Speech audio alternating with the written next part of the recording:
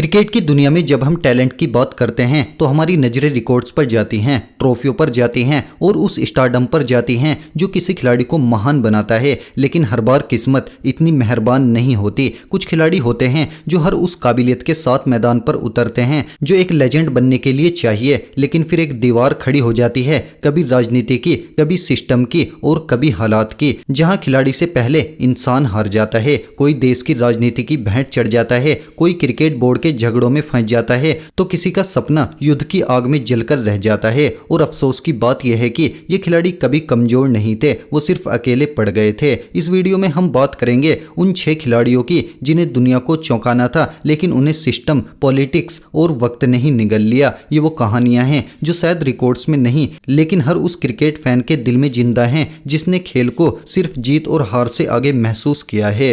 आकिब जावेद। पाकिस्तानी गेंदबाजी लाइनअप में अगर वसीम अकरम और वकार यूनुस आसमान थे तो उनके ठीक नीचे एक सितारा और चमक रहा था, आकिब जावेद। 19 साल की उम्र में 7 विकेट लेकर ओडीआई में हैट्रिक लेने वाले सबसे कम उम्र के गेंदबाज बने। स्विंग यॉर्कर, माइंड गेम, हर चीज में माहिर थे। लेकिन उनका दुर्भाग्य ये था कि उन्होंने क्रिकेट शुरू ही किया वसीम और वकार के दौर में। दोनों के बीच की राइवलरी ने पाकिस्तान क्रिकेट को 2 हिस्सों में बांट दिया और बीच में फंस गए आकिब जावेद। कहा जाता है कि ड्रेसिंग रूम में पॉलिटिक्स, कैप्टेंसी की खींचतान और अंदरूनी गुटबाजी ने उनके करियर को भीतर से तोड़ दिया। कभी टेस्ट टीम से बाहर कर दिए गए तो कभी ओडीआई टीम में सिर्फ नाम के लिए रखे गए। 1996 में जब वो सिर्फ 24 साल के थे तब उनका इंटरनेशनल करियर लगभग खत्म हो चुका था। इतने बड़े टैलेंट को इतना जल्दी बाहर होते देखना क्रिकेट के उन सबसे बड़े जख्मों में से एक है जिसकी वजह रन नहीं, रिश्तों की राजनीति थी। आकिब जावेद ने बाद में कोचिंग से वापसी की, लेकिन उनका करियर एक सवाल बनकर रह गया। अगर उन्हें सपोर्ट मिला होता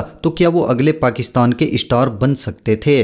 ततेंदा तैबू जिम्बाब्वे क्रिकेट का सबसे होनहार नाम, जिसने सिर्फ 18 साल की उम्र में डेब्यू किया और 20 की उम्र में कप्तान बन गया। उस दौर में जब जिम्बाब्वे क्रिकेट धीरे धीरे टूट रहा था, तैबू एक उम्मीद थे, तेज विकेट कीपर, जिम्मेदार बल्लेबाज और एक सच्चा लीडर। लेकिन फिर मैदान से बड़ा तूफान आया, देश की राजनीति और क्रिकेट बोर्ड की तानाशाही। तैबू ने कई बार कहा कि उन्हें धमकियां मिली, यहाँ तक कि परिवार तक को डराया गया। क्रिकेट में ईमानदारी बचाने की उनकी कोशिशों को सिस्टम ने गुनाह बना दिया। 2005 में सिर्फ 22 साल की उम्र में उन्होंने क्रिकेट से संन्यास ले लिया और कहा, मैं अपनी आत्मा का सौदा नहीं कर सकता। बाद में उन्होंने वापसी की कोशिश की, लेकिन बोर्ड और हालात ने उन्हें कभी वो जगह नहीं दी जो उनके टैलेंट के लायक थी। एक खिलाड़ी जो सच्चाई के लिए लड़ा और जिसने खेल को मैदान से ऊपर समझा। ततेंदा तैबू क्रिकेट इतिहास का वो नाम है जिसे राजनीति ने बर्बाद कर दिया और जमीर ने महान बना दिया। अमोल मजूमदार। जब कोई पूछे कि भारत के सबसे दुर्भाग्यशाली क्रिकेटर कौन है तो एक नाम सबसे ऊपर आता है, अमोल मजूमदार। डेब्यू मैच में ही 260 रन, फिर रणजी ट्रॉफी में 11,000 से ज्यादा रन और 30 से ज्यादा शतक, मगर नेशनल टीम से एक भी कॉल नहीं। अमोल का टैलेंट किसी से कम नहीं था, लेकिन उनके करियर का सबसे बड़ा गुना यह था कि वो सचिन, द्रविड़, लक्ष्मण और गांगुली के दौर में पैदा हुए। इतने सितारों के बीच उनकी कंसिस्टेंसी, पैसेंस और स्टाइल कहीं गुम हो गई। चयनकर्ताओं ने उन्हें सिर्फ डोमेस्टिक रन मशीन मानकर छोड़ दिया, मानो इंटरनेशनल क्रिकेट के लिए कोई और ही दर्जा चाहिए। बार बार रन बनाने के बाद भी हर बार उन्हें नजरअंदाज किया गया। एक इंटरव्यू में उन्होंने कहा था कि मैंने सब कुछ किया सिर्फ एक ब्लू जर्सी के लिए। अमोल मजूमदार वो नाम है जिसने अपने बल्ले से इतिहास लिखा, लेकिन जिसे भारत ने कभी इंटरनेशनल मैदान पर उतरने का मौका नहीं दिया। टैलेंट था पर प्लेटफॉर्म नहीं, ये सिस्टम का सबसे दुखद सच है।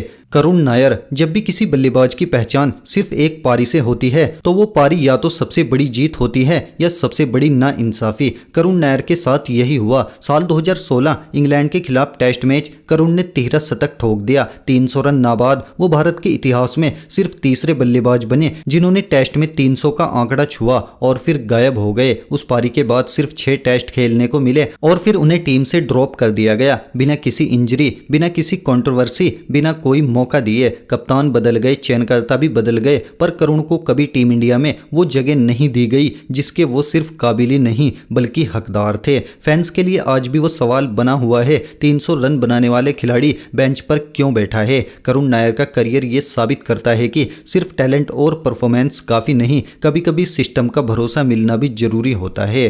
Ryan ten Doeschate. Ryan ten Doeschate Netherland का वो खिलाड़ी जो किसी भी बड़े क्रिकेटिंग देश में पैदा होता तो आज उसका नाम ओडीआई लेजेंड्स की लिस्ट में होता। उन्होंने अपने ओडीआई करियर में 33 मैच खेले और एवरेज 67 के साथ 1500 से भी ज़्यादा रन बनाए। हाँ, आपने सही सुना, ओडीआई के इतिहास में सबसे ऊंची बैटिंग एवरेज में उनका भी नाम है। लेकिन उन्होंने नीदरलैंड्स के लिए खेला, एक एसोसिएट नेशन जहां ना शेड्यूल तय होता है और ना सीरीज मिलती है और ना ही प्रॉपर स्ट्रक्चर। वो आईपीएल में केकेआर के लिए खेले, डोमेस्टिक क्रिकेट में एसेक्स के लिए जलवा दिखाया, लेकिन फिर भी उन्हें कभी वो ग्लोबल रेस्पेक्ट नहीं मिली जिसके वो हकदार थे। रियान ने कई बार कहा कि मैंने मैदान पर सब कुछ झोंका, पर मेरी सबसे बड़ी हार ये रही कि मेरा देश छोटा था। रियान टेन डोसेट की कहानी ये बताती है कि टैलेंट ग्लोबल हो सकता है, पर रिकॉग्नाइजेशन आज भी ज्योग्राफी पर डिपेंड करता है।